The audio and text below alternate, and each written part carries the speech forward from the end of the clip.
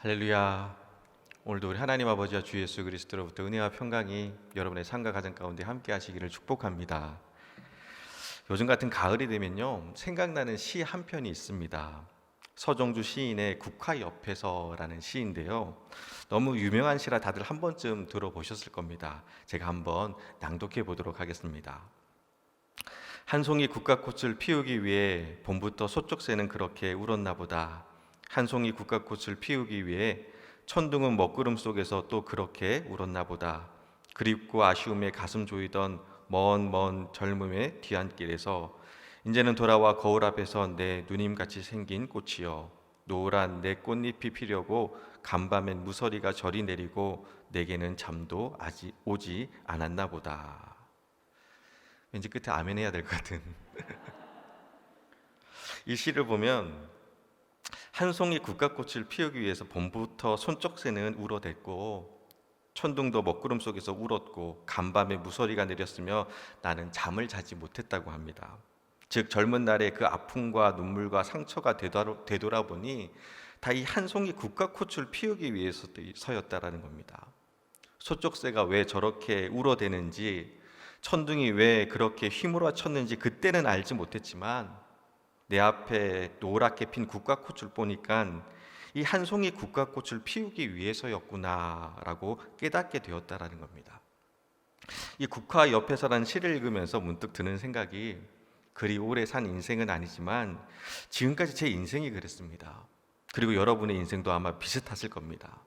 그때는 왜 나에게 이런 시련이 찾아왔는지 알지 못했습니다. 그때는 왜 나만 이런 고난과 문제를 겪어야 했는지 이해가 되지 않았습니다. 그때는 쉽고 편한 길 다 놔두고 좁고 협착한 길로 인도하시는 하나님의 인도하심이 납득되지 않았습니다. 그래서 하나님께 서운한 적도 있었고, 또 도와달라고 부르짖으며 간청도 했었고, 잠 못 이루는 밤 눈물로 베갯잎을 적시며 기도도 드렸습니다. 그런데 그 시간들이 다 지나 한 송이 국화꽃 같은 하나님의 인도하심 앞에 서 보니, 이러시려고 그랬구나, 이러시려고 그때 힘들게 하셨고 아프게 하셨고 기도하게 하셨구나라는 간증과 감사가 나왔습니다. 고난도 아픔도 실수와 실패도 다 하나님의 계획과 인도하심 속에 있었던 것입니다. 그리고 그제서야 고난 당하는 것이 내게 유익이라, 이로 인하여 내가 주님의 율례를 배우게 되었나이다라는 시편 119편 71절의 다윗의 고백이 가슴으로부터 인정이 되었습니다. 그래서 오늘 이 시간은요, 우리를 울게 했고 아프게 했고 잠 못 들게 했던 이 고난에 대해서 여러분과 함께 말씀을 나누도록 하겠습니다. 가끔 신방을 가서 기도 제목을 물으면요, 머뭇거리면서 말씀을 잘 못하시는 분들이 계십니다. 그래서 기도 제목이 없을 만큼 다 평안하세요라고 그렇게 물으면요, 한결같이 하시는 말씀이 아니요, 기도 제목이 너무 많아서 뭐부터 말씀드려야 될지 모르겠어요 라고 답하십니다. 다들 비슷하실 겁니다. 시련과 고난이 없는 인생은 없습니다. 오랫동안 해결하지 못한 문제로 지쳐 있기도 하고, 또 예기치 못한 고난으로 인해 낙심하고 슬퍼하기도 합니다. 예수님 믿고 나서 모든 일이 다 형통하면, 내가 원하는 대로 일이 다 잘 풀린다면 얼마나 좋겠습니까? 사업 잘 되고 애들 공부 잘해서 명문대 들어가고 좋은 직장에 취직하고 가족 모두 건강하고 모든 일이 바라는 대로 생각하는 대로 만족스럽다면 얼마나 좋겠습니까? 그러나 실제 우리 인생은요, 그렇지 않습니다. 아프고 힘들고 좌절하고 낙심하고 실패할 때가 있습니다. 가정 형편은 점점 어려워지고 배우자의 갈등으로 인해 상처받고 아이들 때문에 속 터지고, 거기다가 예수 믿지 않는 옆집은 주일마다 놀러 다니는데도, 자기 하고 싶은 대로 다 하며 사는데도 오히려 예수 믿는 나보다 더 잘 먹고 잘 사는 것처럼 보일 때 참 마음이 힘들어집니다. 반면에 나는 어쩌다가 주일 성수 못하거나 또 작은 죄만 지어도 하나님은 가만두시지 않으십니다. 하루가 멀다 하고 기도하지 않으면 안 될 기도거리들이 밀려옵니다. 왜 그럴까요? 왜 이렇게 불공평한 걸까요? 그리고 왜 하나님은 우리에게 이런 힘든 고난을 주시는 것일까요? 전능하신 하나님이신데 그냥 사랑하는 당신의 자녀들 하는 일마다 다 잘되게 하시면 하나님의 살아계심도 드러나고, 또 우리도 걱정 근심 없이 잘 살 수 있을 것 같은데 왜 하나님은 끊임없이 우리에게 고난을 주시는 것일까요? 이유는요, 간단합니다. 하나님은 당신의 백성을 연단하십니다. 미워서 그러시는 것이 아니라 험한 세상 속에서 진짜 하늘의 자녀로 살아가는 법을 가르치기 위해서 연단하십니다. 오늘 우리 본문 10절 말씀을 보면요, 보라 내가 너희를 연단하였으나 라고 시작을 합니다. 하나님은 당신의 자녀들을 연단하십니다. 성경에서 이 연단이라는 단어가 여러 번 나오는데요, 재밌는 것은 이 연단이라는 단어를 사용하는 대상은 전부 다 하나님이 아끼고 사랑하는 사람들이라는 겁니다. 즉 아무나 연단하시는 것이 아니라 하나님이 사랑하는 당신의 자녀들을 연단하십니다. 따라서 그리스도인들이라면 누구에게나 다 이 연단이 있습니다. 물론 연단의 과정은 각자 다를 수 있습니다. 하지만 분명한 것은 하나님은 당신의 자녀들을 연단시키셔서 이 땅에서도 하늘 백성다운 삶을 살도록 훈련시키십니다. 그런 의미에서 때로는 내 삶 속에 찾아오는 시련과 고난이 하나님의 심판이 아니라 우리를 더 큰 믿음의 사람으로 세우시기 위한 과정이요 훈련이라는 것입니다. 하지만 반대로 만약 지금 내가 죄 가운데 사는데도 오히려 모든 일이 다 잘 된다면요, 여러분 그것은 다행이 아니라 큰일 난 겁니다. 왜냐하면 하나님이 그를 내버려 두셨기 때문입니다. 즉 유기하신 겁니다. 주인에게 버림받고 길거리에 버려진 개들을 유기견이라고 하잖아요. 그처럼 버려진 존재가 되었다는 겁니다. 따라서 죄 가운데 있음에도 하나님의 징계가 없다면 그것은 다행이라고 좋아할 것이 아니라 이를 어찌할까 하며 가슴을 치며 주님께로 돌아오셔야 됩니다.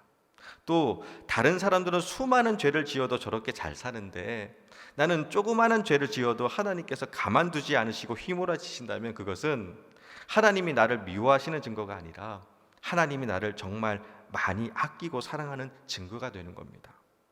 귀한 자식 매한 대 더 때린다라는 옛 속담처럼 귀하기 때문에 매한 대 더 때려서라도 온전하게 만들려고 하시는 겁니다. 그 대표적인 인물로 우리 구약 성경에 욥을 들 수가 있습니다. 여러분 욥은요 무슨 잘못을 해서 고난이 찾아온 것이 아닙니다. 말씀을 보면 욥은 의인이었습니다. 혹시라도 자신도 모르게 죄를 지은 것이 있을까 싶어 끊임없이 속죄의 제사를 드린 사람입니다. 심지어 그의 자녀들이 지은 죄가 있을까 싶어 자녀들을 위한 속죄의 제사를 드릴 정도로 거룩하게 살았습니다. 그런데 고난이 찾아왔습니다. 욥의 친구들은 내가 잘못해서 벌받은 거라고 훈계를 했지만 욥은 자신의 죄를 찾아내기가 어려웠습니다. 정말 혼란스러웠습니다. 왜 하나님께서 나에게 이런 고난을 허락하셨을까? 처음에는 답을 얻지 못하고 힘들어했지만 욥은 이내 답을 찾습니다. 바로 욥기서 23장 10절 말씀입니다. 그러나 내가 가는 길 오직 그가 아시나니 그가 나를 단련하신 후에는 내가 순금같이 되어 나오리라. 아멘. 욥이 죄인이라서 연단하신 것이 아니라 순금 같은 사람으로 만들기 위해서 하나님은 연단하셨던 것입니다. 곧 하나님은 당신의 자녀들을 순금과 같이 완전한 자로 세우시기를 원하십니다. 연단받을 때는 힘듭니다. 그러나 그 연단의 과정을 통과하고 나면요 전혀 다른 인생이 되는 겁니다. 금은방 하시는 분에게 18K와 순금의 차이에 대해서 물어보니까 18K는요 금 함유량이 75%라고 합니다. 75%면 거의 금이잖아요. 물론 25%의 불순물이 있다고는 하지만 그래도 반 이상 금이니까 그 가치가 대단할 것 같은데 아니라는 겁니다. 18K와 순금의 가치는요 하늘과 땅 차이라고 합니다. 여러분 하나님은요 우리가 75%만 그리스도인이 되기를 원하시는 것이 아니라 100% 완전한 그리스도인이 되기를 원하십니다. 그래서 연단이란 풀무불 가운데 우리를 집어넣으시는 겁니다. 혹시 지금 풀무불 같은 그런 시련 속에 있으신가요? 바라기는 정금과 같이 되어 나오시기를 주님 이름으로 축복합니다. 고난이 내 삶을 망가뜨리게 하지 마시고 오히려 그 고난의 풀무불을 통해서 정금 같은 믿음의 사람으로 변화되시기를 주님의 이름으로 축원합니다. 다음으로 하나님께서 우리를 연단하시는 이유는요 우리를 통해서 하나님의 영광을 드러내기 위해서입니다. 우리 11절 말씀입니다. 11절 말씀 같이 읽겠습니다. 나는 나를 위하여 이를 이룰 것이라. 어찌 내 이름을 욕되게 하리요 내 영광을 다른 자에게 주지 아니하리라. 아멘. 하나님께서 연단을 하신 이유는요 하나님이 나를 통해서 하나님의 영광을 드러내기 위함입니다. 내 영광을 다른 자에게 주지 아니하리라. 이 말씀이 의미가 뭡니까? 하나님의 영광을 너에게 주고 싶다라는 겁니다. 꼭 집어서 너에게 내 영광을 주고 싶다라는 겁니다. 그런데 지금의 나의 모습을 보니 하나님의 영광을 담을 만한 그릇이 안 되어 있는 겁니다. 그래서 연단을 통해서 하나님의 영광을 담을 만한 그릇으로 만드시는 겁니다. 그 대표적인 인물이 바로 요셉입니다. 요셉은요, 혹독한 연단을 통과한 사람입니다. 시편 105편 17절 19절 말씀을 보면요, 요셉에 대해서 증언하는 말씀이 나오는데 제가 읽어드리겠습니다. 그가 한 사람을 앞서 보내셨으며 요셉이 종으로 팔렸도다. 그의 발은 착고를 차고 그의 몸은 쇠사슬에 매였으니 곧 여호와의 말씀이 응할 때까지라. 그의 말씀이 그를 단련하였도다. 아멘. 그의 발은 착고를 차고 그의 몸은 쇠사슬에 매였으니 곧 여호와의 말씀이 응할 때까지라. 그의 말씀이 그를 단련하였도다. 수많은 시련 앞에서 하나님의 말씀으로 끊임없이 단련되었다라는 겁니다. 그렇게 연단하신 후에 요셉을 애굽의 총리로 세우시고 요셉을 통해서 하나님의 영광을 드러냈습니다. 요셉은 힘든 인생을 살았지만 그 시련을 통해서 하나님의 구원의 역사에 쓰임받게 되었습니다. 시련은 힘들고 아팠지만 그 뒤에는 하나님의 영광이 있었던 겁니다. 그리고 여러분, 오늘 말씀을 준비하면서 저에게 너무나 큰 도전과 위로가 된 말씀이 있는데요, 그것은 11절에서 나는 나를 위하여 이를 이룰 것이라 라고 말씀하십니다. 우리 11절 말씀 다시 한번 같이 한 목소리를 읽도록 하겠습니다. 나를 위하여 이룰 것이라. 어찌 내 이름을 욕되게 하리요 내 영광을 다른 자에게 주지 아니하리라. 아멘. 나는 나를 위하여 이를 이룰 것이라. 무슨 말씀이냐 하면요, 우리는 어떤 위기 앞에서 하나님 왜 우리를 이렇게 홀려 보려 두십니까? 왜 이런 시련과 고난을 주시는 겁니까? 나는 이렇게 힘들고 아픈데 왜 침묵하고 계십니까? 하는 그 수많은 의문과 원망이 들 수 있습니다. 그리고 그 아픔과 고난을 다 나 혼자서 감당해야 된다고 생각합니다. 그런데 그게 아니라는 겁니다. 하나님께서 하나님의 영광을 위하여 우리를 훈련시키시고 우리를 통해서 하나님의 영광을 드러내신다는 겁니다. 말씀을 보면요, 계속해서 반복되는 인칭 대명사가 있습니다. 나는 나를 위하여 내 이름을 내 영광을, 주어가 다 하나님이십니다. 이 모든 일의 주체가 하나님이시라는 겁니다. 근데 여러분 그거 아세요? 우리 하나님의 일하심이 이렇습니다. 창세기 18장 15절 말씀을 보면요, 우리 화면을 참조해서 다 같이 한 목소리를 읽도록 하겠습니다. 창세기 28장 15절 말씀입니다. 시작. 내가 너와 함께 있어 내가 어디로 가든지 너를 지키며 너를 이끌어 이 땅으로 돌아오게 할지라. 내가 내게 허락한 것을 다 이루기까지 너를 떠나지 아니하리라 하신지라. 아멘. 여러분, 이 말씀은요, 야곱이 자신을 죽이려고 하는 형 에서를 피해 외삼촌 라반이 있는 메소포타미아 지역으로 가던 중에 베델에서 돌베개 베고 자려고 누웠을 때 하나님이 주신 말씀입니다. 그리고 그 말씀은 너와 함께 있을 것이고 너를 지킬 것이고 너를 이 땅에 돌아오게 할 것이며 너에게 허락한 것을 다 이루기까지 너를 떠나지 아니하리라는 겁니다. 살기 위해서 도망치듯 집에서 나왔습니다. 사냥도 제대로 하지 못할 만큼 야곱은 유약했습니다. 가는 길에 도적을 만날 수도 있었고 또 메소포타미아에 도착한들 외삼촌 라반이 자신을 환대해 줄 거라는 보장도 없었습니다. 현실은 참담했고 미래는 망박했습니다. 이제 어떻게 살아야 하는 그 두려움과 걱정의 뜬 눈으로 밤을 지새우던 그때에 하나님이 야곱에게 주신 말씀입니다. 그런데 이 말씀에 여러분 숨겨진 어마어마한 은혜는요, 마지막 부분에 있습니다. 내가 내게 허락한 것을 다 이루기까지 너를 떠나지 아니하리라입니다. 우리는 보통 이 말씀을 야곱아, 내가 내게 허락한 것을 너가 다 이루기까지 너를 떠나지 아니하리라고 생각을 합니다. 하나님이 야곱이 약속의 말씀을 다 이룰 때까지 떠나지 않으시고 기다려 주신다고 생각을 합니다. 그런데 여러분, 이 말씀의 원어적 의미는요, 내가 내게 허락한 것을 내가 다 이루기까지 너를 떠나지 아니라입니다. 즉 하나님이 허락하신 것을 하나님이 다 이루실 때까지 하나님이 떠나지 아니하시겠다라는 겁니다. 약속을 주신 분도 하나님이시고요, 약속을 이루시는 분도 하나님이시라는 겁니다. 예를 들면요, 이런 겁니다. 하나님께서 아브라함에게 내 민족을 하늘의 별과 같이 바다의 모래와 같이 창대케 하시겠다고 약속하셨습니다. 그런데 이 약속을 이루기 위해서 여러분, 아브라함이 한 거라곤요 하나도 없습니다. 오히려 믿음이 흔들려서 사라의 몸종 그 하갈에서 이스마엘을 낳았고, 이스마엘을 기러 물을 자라고 생각했습니다. 뿐만 아니라 자기 살려고 그랄 왕 아비멜렉 앞에서는요 아내인 사라를 누기라고 속였습니다. 약속의 말씀을 이루기 위해서 애쓰기는커녕 아브라함은요 사고만 쳤습니다. 그런데 하나님은 아브라함을 민족의 아버지로 만드셨고, 그 민족을 하늘의 별과 같이 바다의 모래와 같이 창대케 하셨습니다. 약속을 주신 분도 하나님이시고 약속을 이루신 분도 하나님이셨습니다. 여러분, 이런 은혜가 어디 있습니까?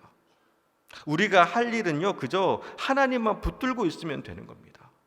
고난 속에서도, 아픔 속에서도, 실망과 실패 속에서도 하나님만 믿고 의지하면 되는 겁니다.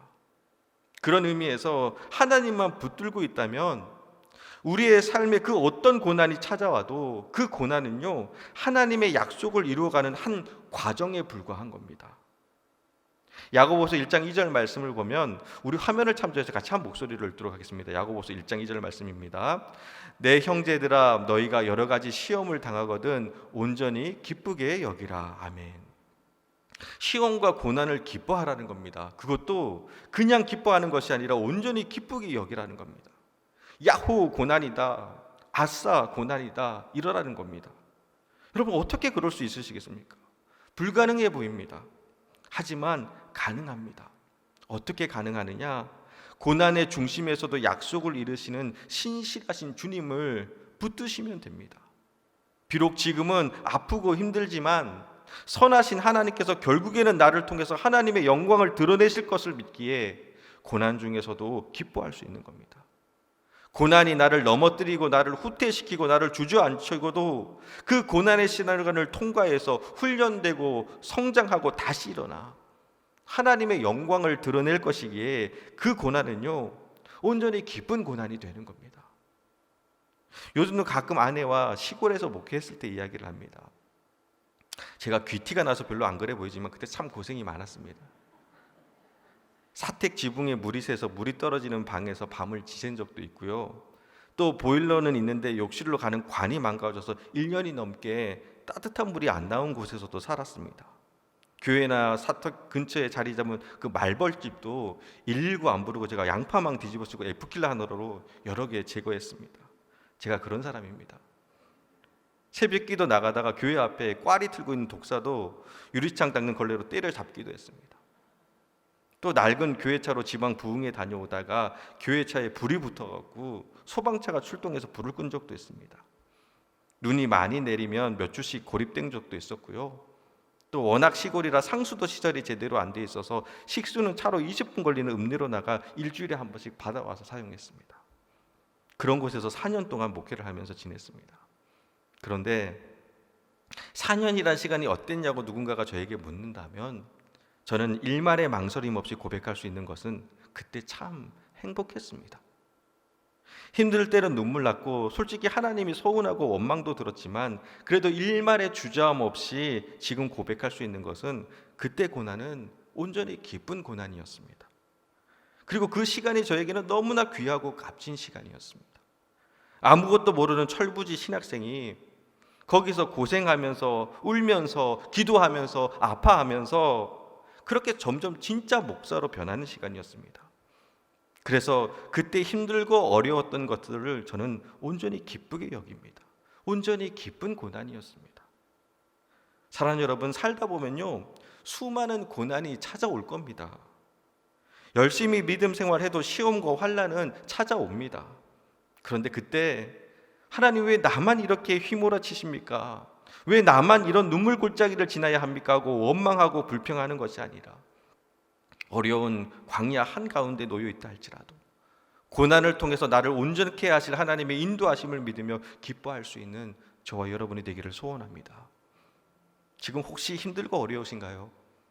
견디기 힘든 문제로 인해 낙심하고 있지는 않으신가요?